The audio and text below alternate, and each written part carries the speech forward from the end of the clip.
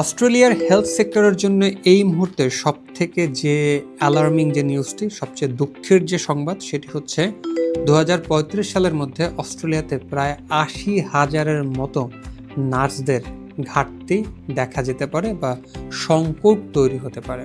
ওকে, so এটার জন্য যেটা হতে পারে, অর্থাৎ এটা আমার কথা না, আমরা যদি একটু অস্ট্রেলিয়ার যে সবচেয়ে প্রাইম যে মিডিয়া আছে 7 নিউজ, তাদের একটা রিপোর্ট আছে, সেটা আমরা একটু শুনে আসি।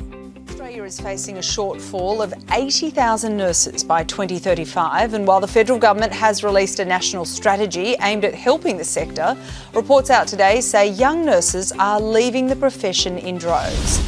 Joining us today is Australian College of Nursing Chief Nursing Officer Francis Rice. Thank you so much for your time, Francis, today.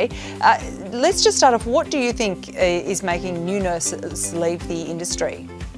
There's lots of causes, Sally. Unfortunately, increasing violence, experience of violences and assaults in the workplace is challenging nurses to stay engaged in the profession. But we also know that nurses who aren't supported to enter the profession once they leave university struggle to stay engaged. And so there's lots of things that are causing nurses to leave early in their career, and we really need to see a good, strong implementation of the National Nursing Workforce Strategy to support nurses throughout their careers and to then support Australian communities to stay healthy. And there is a big cohort of nurses who are trained who aren't currently working, though, around 70,000 who are registered but not in hospitals.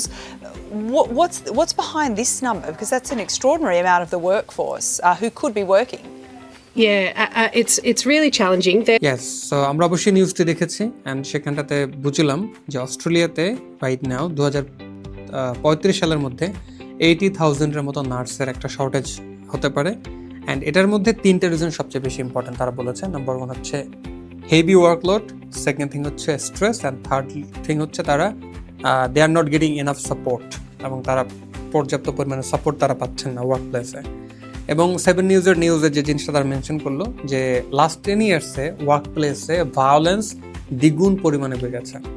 And another thing যে জায়গাগুলো তারা mention করলো যে right now 70,000 qualified nurses যারা আছেন, young specially nurses, দে আর living দেয়ার jobs. অর্থাৎ 70,000-এর মতো qualified nurse আছে যারা এই মুহূর্তে কোয়ালিফাইড হওয়ার পরেও তারা এই প্রফেশন থেকে, এই পেশা থেকে স্বইচ্ছায় বিদায় নিচ্ছে।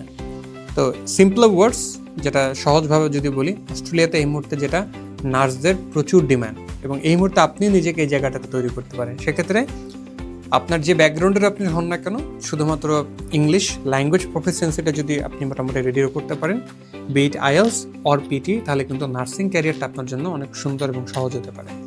সো এই জন্য IELTS-এ যদি আমি কথা বলি, IELTS-এ ইচ ব্যান্ডে 7 এবং হচ্ছে আপনার ওভারঅল 7 থাকতে হয় নার্সিংয়ের জন্য।